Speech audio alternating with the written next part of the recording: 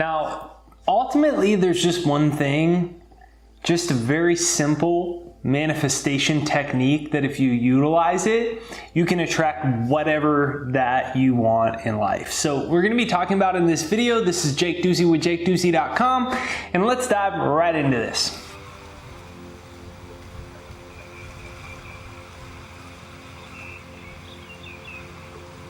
So here's kind of the mental process of how it works when people are trying to attract the things that they want into their life. They think, okay, I want this thing, I want money, I want a relationship, I want this job, I want this life.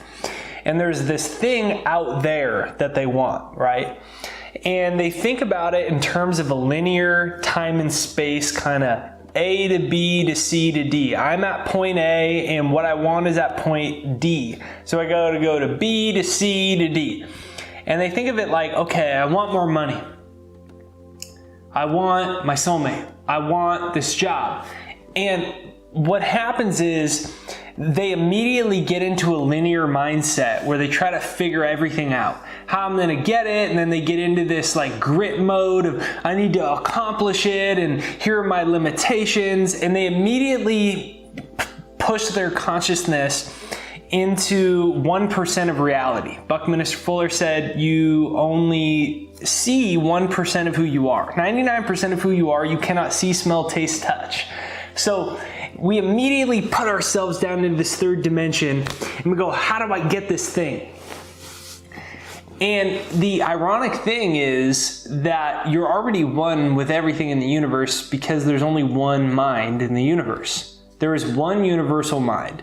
There is one universal substance. You can call it energy, consciousness, you can call it spirit, you can call it energy, vibration, you can call it God, doesn't matter what you call it. Alan Watts says you cannot get wet by the word water.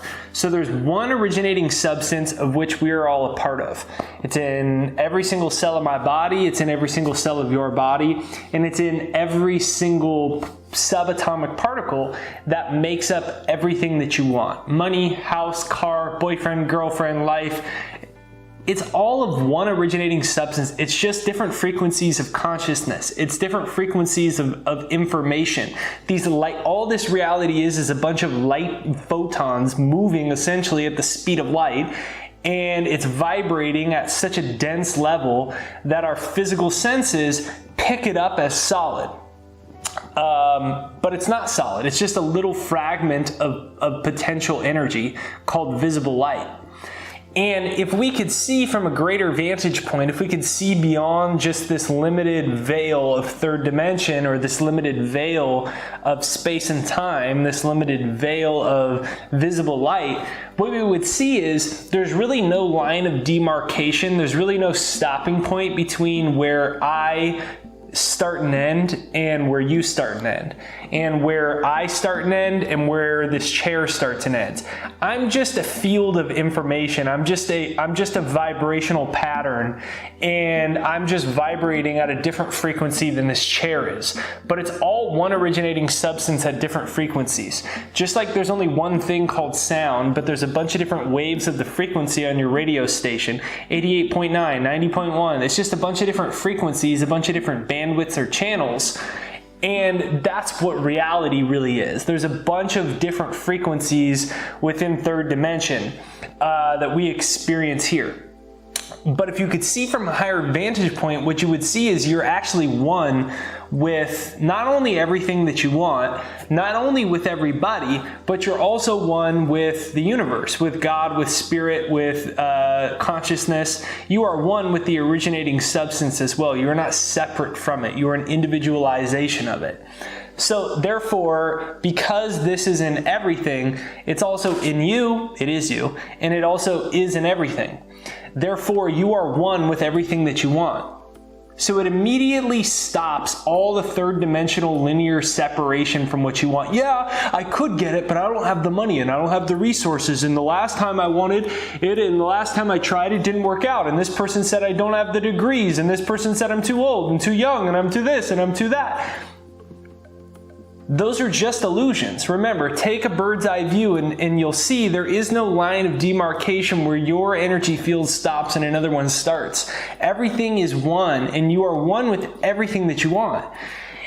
And when you move out of this duality consciousness and you move into this higher consciousness, you can call it Christ consciousness, or city consciousness, or Buddha consciousness, or just awakened consciousness.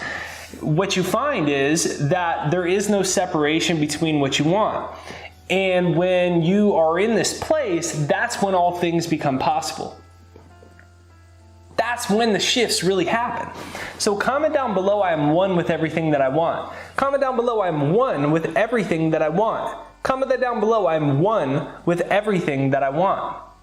So if everything is energy and you're one with everything that you want, why don't you have it all in your life yet? Well, technically, all the energy that ever was and ever will be already exists. It's just vibrating at a frequency beyond visible light. Energy, science tells us, can't be created or destroyed. So all the energy that ever was and ever will be is 100% evenly present in all places at all times. It's in the quantum field. It's just outside of visible light. So what this is saying is, okay, so if that's being so, why don't I have what I want yet, Jake? Well, it's because your consciousness is what determines how energy manifests itself in your life. In quantum physics, it's called the observer effect. Highly recommend Googling observer effect on YouTube and watching some information on it. It's quite fascinating. In essence, the observer effect showed us that everything is made up of something called particles, or better yet, subatomic particles. So this wall is just made up of a bunch of particles, made up of a bunch of atoms. Those atoms are made up of a bunch of particles and subatomic particles. And when you get down to the smallest level, what scientists found out is when they used a powerful enough microscope that could see atoms, they found out that an atom is, first of all, 99% empty space. And so it's really more invisible than it is visible, which is quite crazy. But then they found out that sometimes you could see the particles and sometimes you couldn't. Doesn't make any sense. Like sometimes it would be visible and sometimes it would be invisible.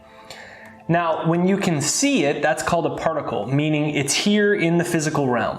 When they can't see it, it's called a wave. That means it's energy. That means it's vibrating at a frequency beyond visible light, beyond the level of visible light that even a very powerful microscope can pick up. So sometimes you could see it and it was a particle. Sometimes it was invisible. It was in a hazy wavelength state. It was a wave. So you couldn't see it. It was invisible. It was back in the quantum field. And what was determining whether it would be a particle, whether it would be perceivable, whether it was something that could be seen and measured, or whether it was invisible, they determined it was based off of the observation of it. It was based off of the consciousness that was perceiving it. And the consciousness that was perceiving it could either make it into a particle, make it visible, or make it invisible. Real or not real. Energy or particle. Particle or wave. Visible or invisible. So they called this the observer effect because they were like, this is the trippiest thing we've ever seen in the entire world. Let's call it the observer effect because sometimes these things exist and sometimes they don't. So all of reality is made up of these subatomic particles, and they vibrate between, they manifest between being visible and invisible, between being real and not real, between being a particle and being a wave, being in visible light and being outside of visible light, being materialized and being in the quantum field. So all the energy is already, it already exists, all the universal energy exists. And just like water, this is a green juice, so never mind the color, but just like, let's pretend this is water. Now this could be in a liquid state, this could also be in a gas state and be invisible, and it could also be in an ice state. So energy's always moving through different forms. There's a transference of the states that it's in. So it's the same way that works with universal energy. Your bank account, your career, your relationships. it moves through the same states of like gas, liquid, solid, in that all the energy that ever was, all the possibilities of your life already exist in the quantum field. Whether you experience them as reality or you regard this as airy-fairy wishfulness and I'm just a BSer making stuff up to try to get views on YouTube, that's your own consciousness. That's you playing the observer effect out in your life. Oh yeah, no way, I can't, this is silly. Click out of this video, this BSer, I'm gonna report his video. He's making this stuff up. That's you using your consciousness to create your reality and cement yourself into being a little piece of matter in a physical world. Or you could take a higher perspective and recognize that all the energy that ever was and ever will be is 100% evenly present in all places at all times. And you take this quantum field of information and you manifest it in your life based off of your mental faculties. So universal energy is always flowing into your brain, and you are channeling this information or this consciousness with your mental faculties, with imagination, with will, with discipline. You use your brain, your mental faculties to channel this information, much like a projector channels information onto a screen in the classroom that you're in, and it projects the light photons and it makes these images appear on the screen. That's what your brain's doing with infinite universal information to manifest things into your life. And it comes down ultimately to your perception about reality. If you perceive you're too young, you're too old, you're too fat, you're too skinny, it's too hard to make money, you don't have enough money, that's what you manifest as your life. And that's why I always say you have to be able to suspend your disbelief. You have to be able to suspend your disbelief about what you believe is possible. Because as long as you entertain your own disbelief, you'll continue, because consciousness is what creates reality, and there is no reality outside of consciousness. And your consciousness is in a state of disbelief. That's the only way you can rearrange the subatomic particles and the light photons that make up life. You continue to use the projector of your brain to create a reality of disbelief. I'm not even saying to believe this. All I'm saying is do your own investigation. Suspend your disbelief. In the same way that you watch a movie and you know the character is Brad Pitt, it doesn't ruin the movie because you're not like, this is so fake, that's Brad Pitt. No, you suspend your disbelief, and that allows your consciousness and all of your senses to get sucked into this alternate reality of this movie and have tears and joy and have all the sensual experiences with it. That's based off of you suspending your disbelief. Similarly, if you can suspend your disbelief about who you thought you were, and you can suspend your disbelief about what you thought was possible, and you can suspend your disbelief about how much money you think you can make, what you're capable of in your career, how much impact or contribution you can have in the world, if you could suspend your disbelief of everything you used to believe and everything that you've been told in your entire past, what do you think is possible? I'm willing to bet a lot more than you think. And all I'm asking you to do is suspend your disbelief and recognize that there is one universal mind here that you are a part of, and everything that you want is a part of. So you are already connected to everything that you want, but you have to claim it. You have to appropriate it in consciousness. You have to see it. That's why Napoleon Hill said, whatever the mind can conceive and perceive, it can achieve. That's why he said it. Because first, you have to be willing. You have to be ready for something before it shows up in your life. And the only way you can be ready for something is to first make it real in your mind. That's the observer effect. It has to become real in your own consciousness. And once it becomes real in your own consciousness, your consciousness influences all of the field of information that's around you, and it pulls possibilities from the quantum field and it manifests them in your life. And this is the big secret. This is the big secret of consciousness. This is the big secret of universal energy and of what you're really capable of. So ask yourself one simple question. What am I really capable of? If I suspended my disbelief, what do I really imagine that I want?